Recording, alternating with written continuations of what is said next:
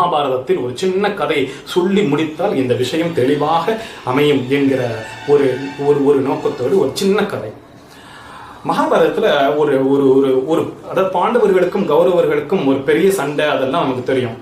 இதில் அஸ்வத்தாமன் அப்படின்னு சொல்லிட்டு ஒரு கேரக்டர் பயங்கர கோபமாகி என்ன பண்றாரு அப்படின்னு சொன்னா, பாண்டவர்கள் அனைவரையும் நான் அழித்து விடுவேன் அப்படின்னு சொல்லிட்டு ஒரு பெரிய அஸ்திரத்தை ஏவி விடுகிறார். பாண்டவர்கள் அனைவரும் அழிந்து போகட்டும் அப்படின்னு சொல்லிட்டு அப்படி அஸ்திரத்தை ஏவும் பொழுது கண்ணன் ஐயோ தடுக்க போறார். ஆனால் தடுப்பதற்கு முன்பாக அந்த அஸ்திரத்தை ஏவி விட்டோம்னா பாண்டவர்கள் அனைவரும் அழிந்து போகிற நிலையில் உத்தரை என்கிற அந்த பெண்ணின் வயிற்றில் இருக்கும் ஒரு குழந்தை, கருவில் இருக்கும் குழந்தை அப்படியே கரைக்கட்டையாக அப்படியே வந்து விழுகிறது.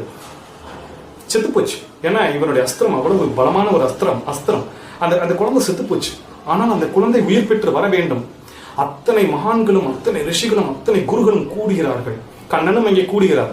அந்த குழந்தையை உயிர்ப்பிக்க வேண்டும். அப்பொழுது அத்தனை பேரும் சேர்ந்து ஒரு முடிவெடுக்கிறார்கள்.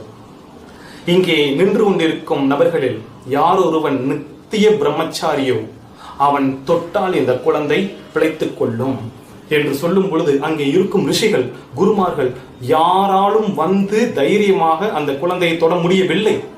அப்பொழுது கிருஷ்ணன் முன் வந்து, நான் நித்திய பிரம்மச்சரி என்பது உண்மையானால் இந்த குழந்தை எழுந்து கொள்ளட்டும் என்று சொன்னால் அந்த குழந்தை எழுந்து கொண்டது. இதுதான் கதை. சரியா? இப்போ நான் கேட்கிற கேள்வி என்னன்னா, கிருஷ்ணன் நித்திய பிரம்மச்சரியா? அவர் பிரம்மச்சரியா? உண்மையை வெளிப்படையா சொல்லணும்னா, கிருஷ்ணன் மாதிரி ஒரு பிளே பாய் காப்பியங்களே அதுதான் சொல்லுது. அவரை போல ஒரு பிளே பாய் யாருமே கிடையாது.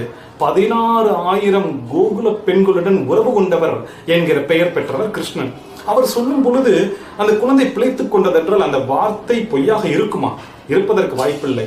ஆனால் காமம் என்பதும் பிரம்மச்சரியம் என்பதும் உடல் சார்ந்தது அல்ல என்கிற விஷயத்தை நிரூபிப்பதற்கான கதைதான் அந்த கதை என்று நாம் புரிந்து கொள்ளும் போது ஒரு தெளிவு கிடைக்கிறது.